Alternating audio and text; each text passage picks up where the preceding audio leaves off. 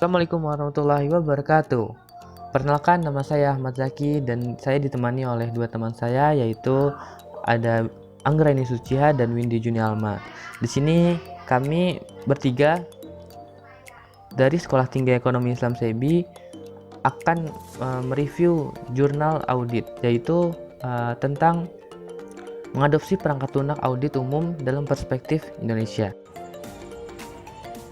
Tujuan makalah ini yaitu untuk mengidentifikasi faktor-faktor kunci yang mendorong adopsi audit umum oleh auditor software atau GAS di negara berkembang yang besar, Indonesia, melalui lensa teknologi, kerangka organisasi dan lingkungan atau TOE, desain atau metodologi atau pendekatan. Hasil penelitian ini didasarkan pada semi-struktur terstruktur mendalam wawancara yang dilakukan di Indonesia dengan perusahaan audit dari berbagai ukuran.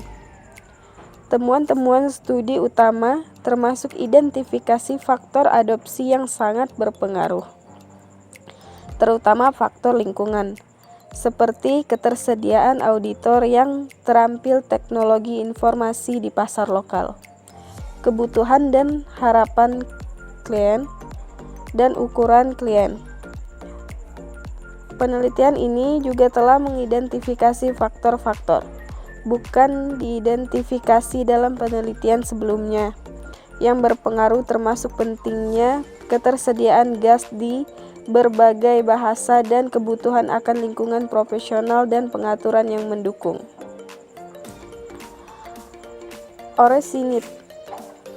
Orisinalitas atau nilai. Studi ini memberikan beberapa kontribusi pada literatur, termasuk mengidentifikasi faktor-faktor baru yang berpengaruh dalam kerangka TOE. Kerangka kerja ini belum banyak diterapkan dalam penelitian audit dan melihat melampaui perspektif individu dengan organisasi secara keseluruhan. Selain itu, penelitian ini mengambil perspektif negara berkembang dan memeriksa berbagai audit perusahaan. Sebaliknya, sebagian besar studi sampai saat ini daerah tersebut telah mengambil fokus berat dan berkonsentrasi pada perusahaan audit besar. Selain itu, penelitian ini memberikan analisis mendalam melalui penggunaan wawancara semi terstruktur, sedangkan penelitian sebelumnya mengandalkan survei. Adopsi teknologi audit terlihat untuk meningkatkan kualitas audit, dan inilah mengapa penggunaannya diamanatkan di bawah standar audit, misalnya untuk mengidentifikasi resiko dan penipuan. Pernyataan audit AS standar atau SAS nomor 316 menunjukkan bahwa auditor perlu menggunakan teknik audit berbantuan komputer untuk mengumpulkan bukti yang lebih luas tentang data yang terkandung dalam akun signifikan atau file transaksi elektronik. Wilborn berpendapat bahwa kualitas audit tidak bisa hanya ditafsirkan sebagai kepatuhan terhadap standar audit. Hal ini juga memerlukan penggunaan teknologi audit yang inovatif. Selain itu, ASA 240 merekomendasikan auditor untuk menggunakan Generalized Audit Software atau GAS ketika melakukan audit di lingkungan teknologi informasi. GAS adalah perangkat lunak khusus yang memungkinkan auditor untuk mengotomatisasi berbagai tugas audit.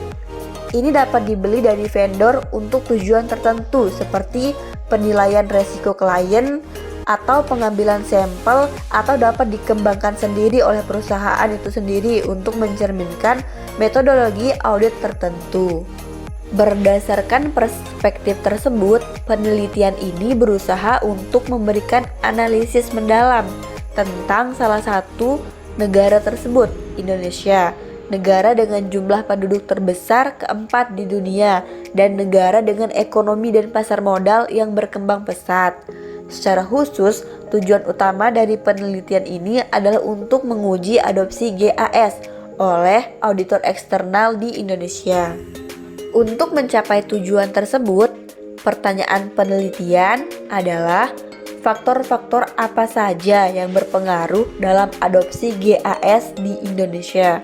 Perlu digarisbawahi bahwa standar audit Indonesia merekomendasikan penggunaan perangkat lunak audit dalam pelaksanaan audit, tetapi penggunaannya tidak diamanatkan. Oleh karena itu, motivasi perusahaan audit di Indonesia untuk meningkatkan penggunaan teknologi ini tidak didorong oleh regulasi. Desain metodologi atau pendekatan hasil penelitian ini didasarkan pada semi terstruktur, mendalam, wawancara yang dilakukan di Indonesia dengan perusahaan audit dari berbagai ukuran.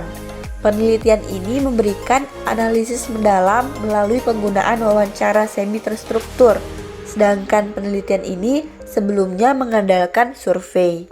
Wawancara audit eksternal, lembaga pemerintah, dan profesional badan akuntansi mengidentifikasi 21 faktor adopsi yang berdampak pada penggunaan GAS oleh perusahaan dalam konteks Indonesia. Pada tabel ini menunjukkan profil perusahaan audit yang berpartisipasi dalam penelitian ini dan mengungkapkan bahwa ada persebaran perusahaan yang relatif merata menurut ukurannya. Di sini terdiri lebih dari 50 partner firma audit dan lebih dari 50 auditor. Pada tabel ini juga menunjukkan bahwa 61% dari firma tersebut memiliki kurang dari 5 mitra yang mencerminkan prevalensi firma kecil di pasar audit Indonesia. Nah, menariknya, mayoritas perusahaan dari 61% tersebut berafiliasi secara internasional yang mencerminkan preferensi untuk mengimpor keahlian dan merek ke pasar audit lokal. Nah, para peserta dipilih menggunakan metode snowballing atau biasa dikenal dengan bola salju. Nah, penggunaan GAS atau Generalist Audit Software relatif baru dalam praktik audit di Indonesia, dan para peneliti percaya bahwa penggunaannya itu adalah subjek yang sensitif bagi sebagian besar, terutama auditor dari perusahaan tingkat kecil maupun menengah. Ini juga merupakan subjek sensitif dalam konteks alokasi anggaran modal IT. Nah, tingkat penggunaan GAS di perusahaan audit dan tingkat keterampilan IT auditor gitu. Nah, oleh karena itu, pendekatan bola salju, pendekatan snowballing ini gitu ya, membantu para peneliti untuk mendapatkan kepercayaan dari calon peserta karena rujukan terjadi lebih dahulu gitu dan dibuat dengan bantuan dan dukungan dari orang-orang yang menjadi kunci gitu dalam profesi lokal ini kayak gitu. Kemudian pada tabel selanjutnya, di sini juga berusaha menjawab pertanyaan penelitian berikut ini, yaitu apa saja faktor yang menyebabkan meningkatnya adopsi GAS di Indonesia. Dari sini kita bisa lihat ada 3 kategori yang ada pada tabel ini, yaitu kategori teknologi, organization, dan environment.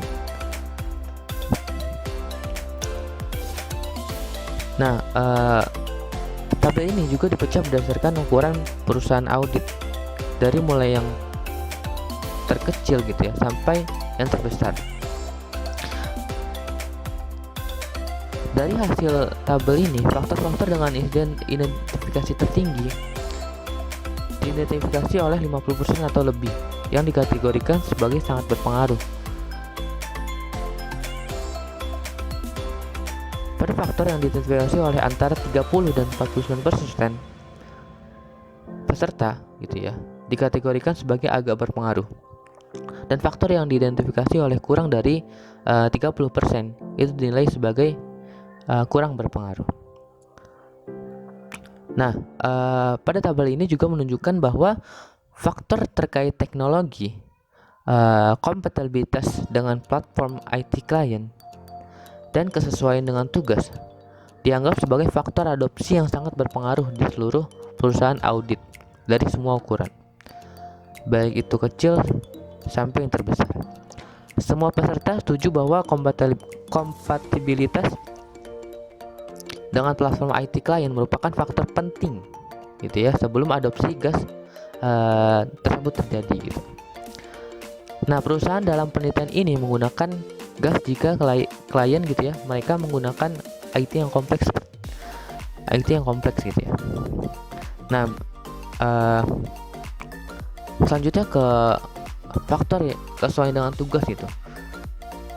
Konstruksi ini mengukur persepsi sejauh mana di mana gas dianggap berguna dan konsisten dengan pekerjaan auditor. Nah, pada faktor ini menunjukkan bahwa faktor ini itu sangat berpengaruh gitu dalam adopsi gas. Faktor kesesuaian dengan tugas gitu ya. Nah, misalnya peserta dari perusahaan berukuran kecil menyatakan bahwa fitur atau menu perangkat lunak adalah tidak berguna karena sebagian besar klien kami adalah perusahaan jasa kecil. Nah, oleh karena itu perusahaan ini adalah tidak menerapkan gas di luar perangkat lunak generik yang sederhana seperti Microsoft Word dan Excel karena ketidaksesuaian dengan tugas gitu, dimana perusahaan kecil tidak menggunakan fitur-fitur atau perangkat lunak yang ada seperti perusahaan-perusahaan besar seperti itu. Catatan. Yang pertama, sebagaimana dicatat oleh Ahmi dan Ken, GAS digunakan oleh auditor untuk menganalisis dan mengaudit baik secara langsung atau mengekstrak data dari berbagai aplikasi. GAS adalah data ekstraksi dan perangkat lunak analisis data yang dirancang untuk melakukan rutinitas audit tertentu dan analisis statistik, misalnya dapat menelusuri, menganalisis, mengurutkan, meringkas, membuat stratifikasi, sampel dan menerapkan perhitungan, konversi, dan operasi lainnya untuk mengaudit satu set lengkap data akuntansi dibandingkan dengan mengandalkan sampling. Yang kedua, menurut Bank Dunia, PDB Indonesia rata-rata memiliki tingkat pertumbuhan tahunan sebesar antara 5 dan 6% selama 15 tahun terakhir. Pasar sahamnya dikapitalisasi pada angka yang menempatkannya tepat di bawah ukuran Singapura dan Malaysia.